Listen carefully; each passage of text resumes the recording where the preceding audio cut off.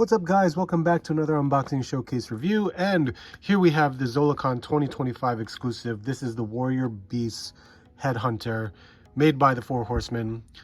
As you all know, Mythic Legions. This is a new, it's like we're following along from last year's 2024 exclusive.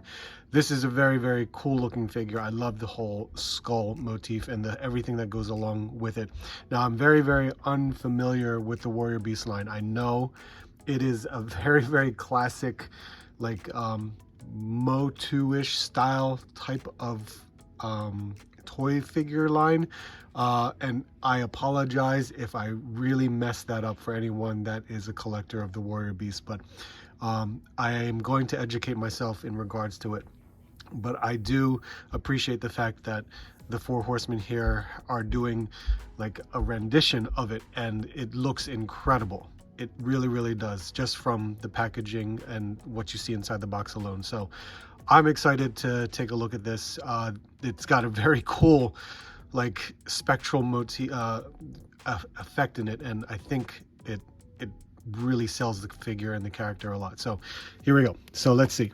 Box packaging. As you can see, we actually have a Zolicon 2025 sticker label on there, but you can see him inside the box right there. Four Horsemen Studios, the Headhunter, and a little bit more than what you see in the back with, Trevor's beautiful photography artwork right there. So I already cut the tape. Let's take a look and see what we're going to get inside this box. And of course, we have our make sure we heat up our figures disclaimer here. And there you go.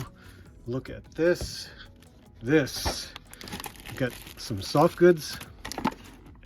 Oh, accessories galore. So it's pretty cool that we're going to get quite a few bits and pieces in this thing, but let's unbox it properly, set it all up, and take a look at it.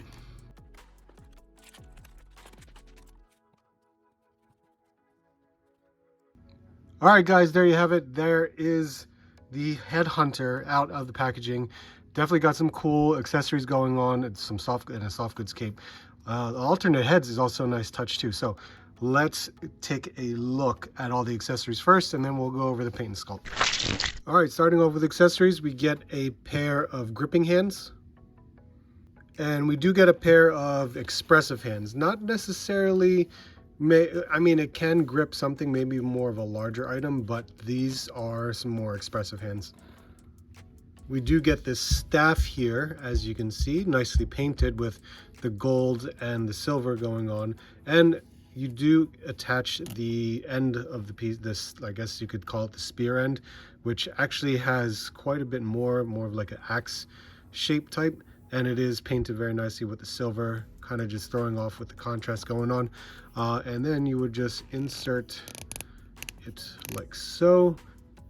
Do be careful, don't try to like force anything on. It's just, this one's actually pretty like soft than it used to be. I know sometimes they had a more harder, rigid material. This one is, I feels the same way. And please be careful when taking it out of the package too, because yeah, I've seen them snap before. So just be mindful of the way you handle these items. So that's pretty cool. We get this very long spear, which is in fact very, very tall. So keep that in mind, like at least 9 inches, I would say. Also keep in mind that, we did get this soft goods here. It's kind of like a fake leather that's going on. It just wraps around as like the loincloth piece. And then we have this beautiful white belt, leather with, all the silver painted around it, which is incredible. Look at the way that's detailed there. It's painted beautifully, and it's got straps here, so if you have any accessories that you wanted to insert in there, like a sword, you could definitely do so. Now we get 3 different head sculpts. This one is the default head that it comes with. There is beautiful paint detail you got going on there, and of course they got some green paint for the eyes. This is just your regular skull head sculpt. Now the second one that we did get is this one here. Let's fit that on there. But this one actually has an articulated jaw, which is very nice to have. So that's awesome to see that we get, an option to have a jaw that opens up. Now the third one though, the third head It's quite interesting because the jaw, it's like the same thing as this articulated head, but there's no jaw. As you can see, there's a hinge, the hinge that's there for the jaw. Now this was interesting and I had to play around with it. So this is for these pieces here. Let me see if I can just have you stand up for a second. This actually has a contoured fit for this spectral effect, and you would just have to inlay it like so, just like that. Then you have this cool looking effect right here. Now for this, I've just inserted it on, and I think it had a pretty cool look like that. But I have been told that the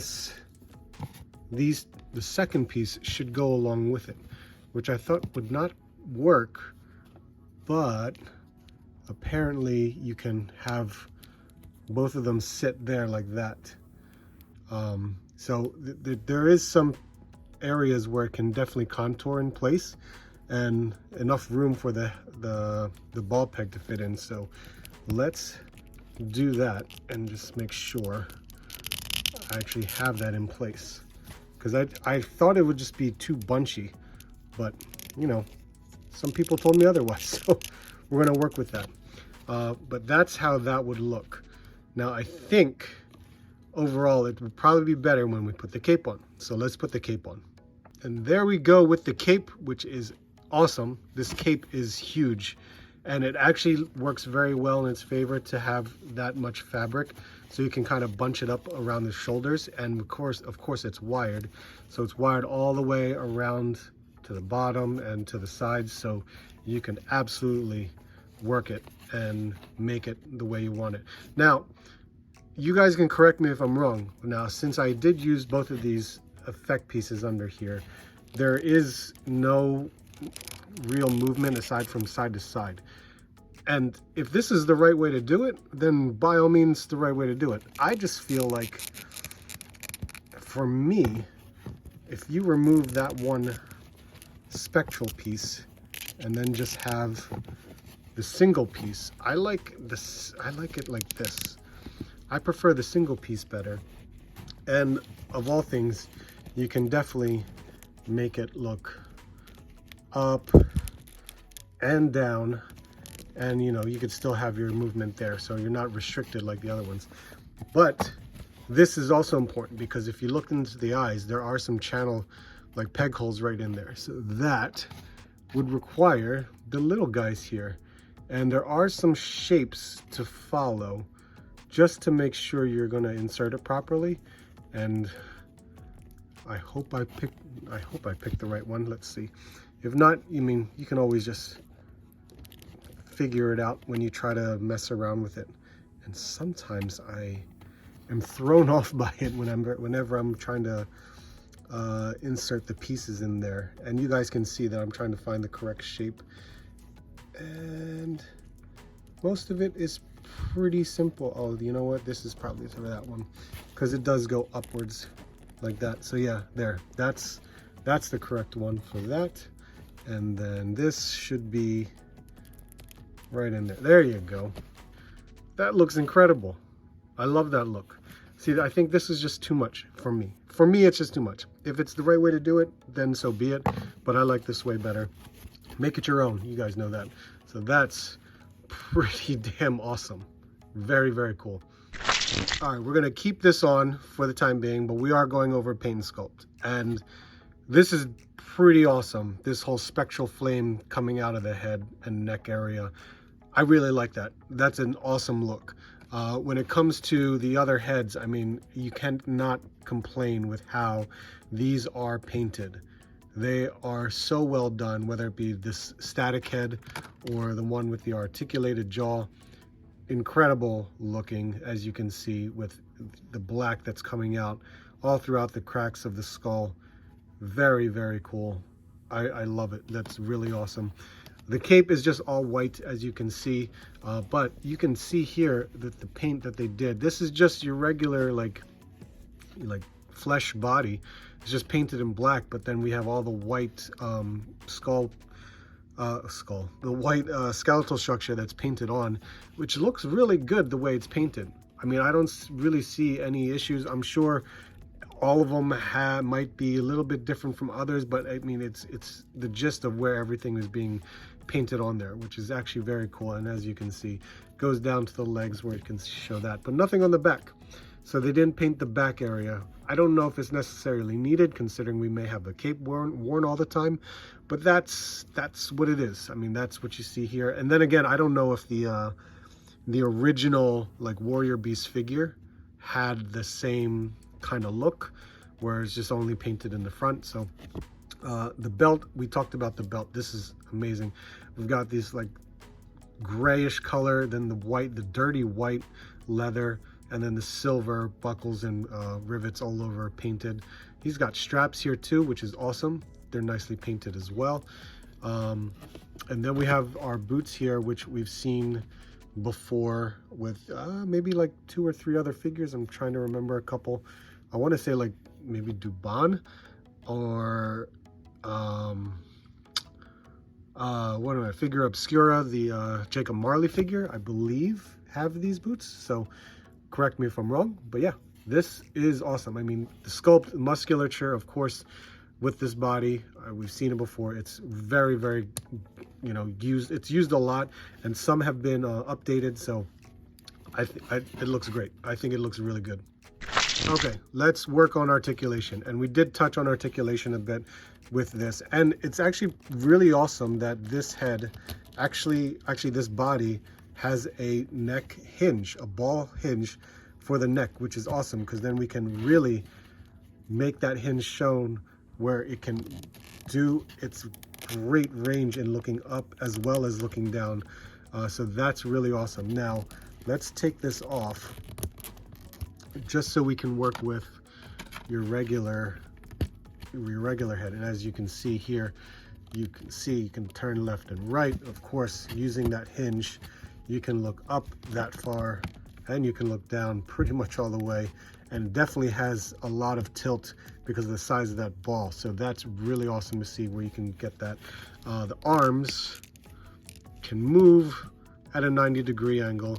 Of course, they can rotate, and they do have practically a 90-degree elbow, single jointed, and it can turn at the elbow or swivel at the elbow. We have our wrist pegs right there, which are horizontal. I think both of them are horizontal. Yes, they're both horizontal. We have a ball waist here, so there is no diaphragm joint, but the ball waist has a very good rocker, as you can see. Can it go back enough? It can go back that far. It can go forward that far. And we do have our, I think it's, yeah, look at that. The legs can split. We have the upper thigh cut, as we've always seen before. We have a twist at the knee and a single jointed knee that's pretty much a 90-degree angle. Yeah, I don't think there's a boot cut for this one because it's just that. But yeah, there you go. There's your twist there.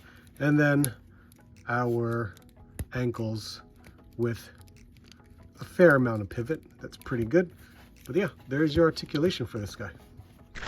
All right, let's do our size comparisons for this guy. But first, let's see how tall he is. He is pretty much 7 inches tall. All right, first up, we have Animal Warriors of the Kingdom. And here we have Plunderling as well as Odious. Mezco 112 Collective Gomez. And here we have SH Figure Arts. And here are some Jada Toy Street Fighter. A couple Marvel Legends. Savage Crucible. And here we have some Mythic Legions. All right, guys, there you have it. That is my unboxing showcase review on the new 4 Horsemen Warrior Beast Headhunter figure.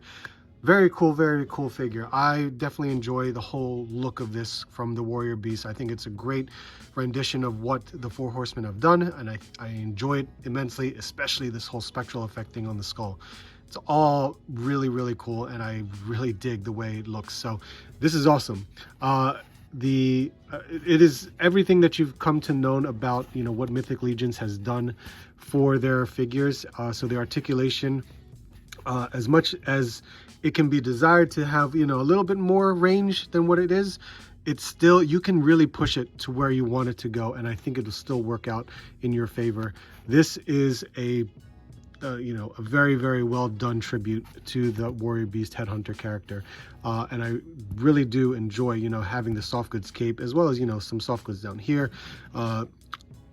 Sculpt is actually absolutely incredible for the way they did this figure, so I really enjoy this. But let me know what you guys think. I think this is a great figure, but let me know. I would love to hear your thoughts. So make sure to hit that like, comment, subscribe if you're new. I would greatly appreciate it. Thank you all so much to all the new subscribers here. We are reaching over our 7,100 mark, and I greatly appreciate everyone for jumping on. So thank you so much. Hope to see you guys soon, and hope to see you on the next hunt.